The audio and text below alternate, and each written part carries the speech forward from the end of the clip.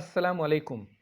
मेरा नाम सुहेल अब्बासी है और आप देख रहे हैं एक्सपर्ट पॉइंट। अर्तुगरुल एक ड्रामा ही नहीं बल्कि एक तिल्स्म भी है जो जहनों को जकड़ लेता है। अर्तुगरुल गाजी इस्लाम का वो बहादुर शानदार सिपाही था जिसने सलेबियों और मंगोलों की नींदें हराम कर रखी थीं। और आज के यहूदी और सलेबी इस ड्रामे से कितना परेशान हो गए हैं, इसका अंदाज़ा इस बात से लगाया जा सकता है कि न्यूयॉर्क टाइम्स ने इसे तुर्की का सॉफ्ट एटम बम करार दिया है। वो कहते हैं कि तैयब उर्दुगान मुसलमानों को इस ड्रामे के ज़रिए वर्गला रहा है, मगर दरअसल हकीकत यह है कि इस ड्रामे के ज़रिए आज मुसलमानों को जगाया जा रहा है। अर्तुगरुल गाजी को देखकर आज का मुसलमान अपने सुनहरी माजी को याद कर पा रहा है। कौन था ये अर्तुगरुल गाजी? आखिर इसकी हर तरफ बातें क्यों हो रही हैं?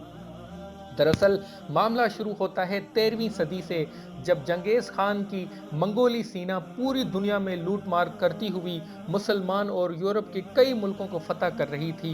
मंगोल ऐसे वहशी दरिंदे थे जो जहां भी जाते खून की नदियां बहाते थे, न बच्चों बूढ़ों का लिहाज, न औरतों को छोड़ते थे। हर जगह तबाही फैलाना ही उनका मकसद था। जब ये मंगोल खोइजन के इलाके तक पहुंचे तो यहाँ एक कबीला था जो इस कबीले को छोड़कर वहां से भागा। इस कबीले का नाम था काई कबीला। इस कबीले का सरदार था सुलेमान शाह। सुलेमान शाह के 4 बेटे थे। तीसरे नंबर का बेटा था अर्तुगरुल गाजी। और ये ड्रामा या सीरीज इसी जांबाज हस्ती पर बना है।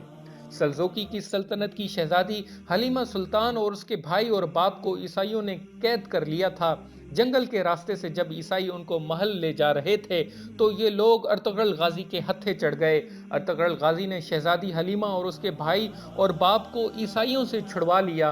बस यहीं से शुरुआत होती है इस जांबाज दिलेर हीरो अर्तुगरुल गाजी की।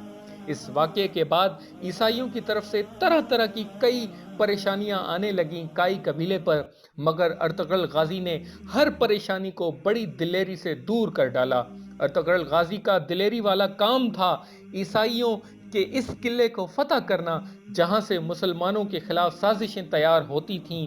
इन ईसाइयों को उस वक्त नाइट टेम्पल्स कहा जाता था।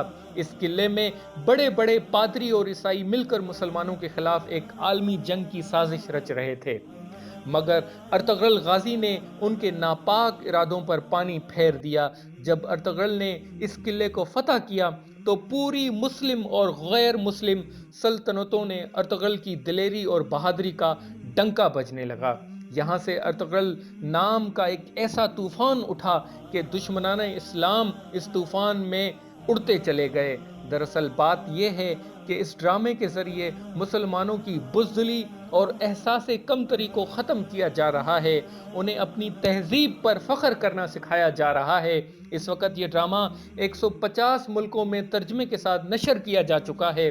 मेरी नज़र में ये ड्रामा इस्लामी इनकलाब का एक अजीम दाई है, एंड आई थिंक हम नौजवानों को ये ड्रामा एक दफ़ा ज़रूर देखना चाहिए। एक बार दरियाए फुरात को पार करते हुए काई कबीले के सरदार सुलेमान शाह दरिया में डूबकर इंतकाल कर गए। इसके बाद कबीले वालों ने अर्तुगरुल गाजी को अपना सरदार मुंतखब किया, क्योंकि अर्तुगरुल गाजी जैसा ज़हीन बहादुर निडर इंसान कबीले में और कोई न था। अर्तुगरुल की सरदारी में काई कबीले ने तुर्की के अनातोलिया की तरफ से रुख किया। अर्तुगरुल के 2 भाई इससे अलग हो गए, जबकि अर्तुगरुल अपने छोटे भाई के साथ सफर पर निकल पड़ा।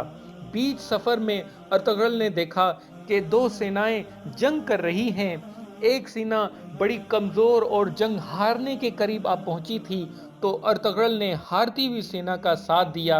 ये जंग थी सल्जोकी की सल्तनत और मंगोलों के बीच। मगर ये बात अर्तुगरुल को नहीं पता थी कि मंगोलों की फौज अलाउद्दीन की सल्जोकी की फौज को शिकस्त देने ही वाली थी। अचानक अर्तुगरुल अपने 404 बहादुर फौजियों के साथ सल्जोकी की फौज ने मिल गई के और मंगोलों को इस कदर मारा कि वो अपने साथियों की लाशें छोड़कर मैदान से भाग गए।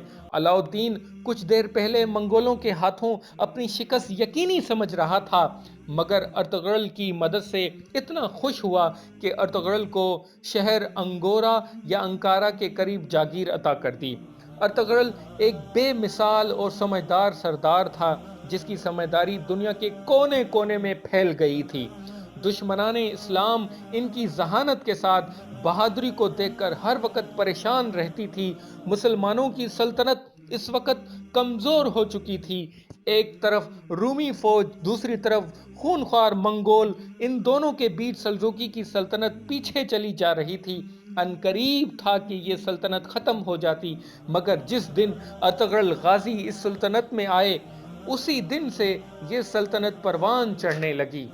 ارطغرل غازی اپنی نڈر سپہ سالاری سے رومیوں اور منگولوں کو لگاتار شکست دیتا چلا گیا اور اپنی سلطنت کو بڑھاتا چلا گیا۔ اس وقت کوئی ایسا بادشاہ نہ تھا جو ارطغرل غازی سے ٹکر لے سکے، اور ایک وقت ایسا آیا کہ ارطغرل غازی اپنی وفات سے پہلے بہت طاقتور ہو چکا تھا۔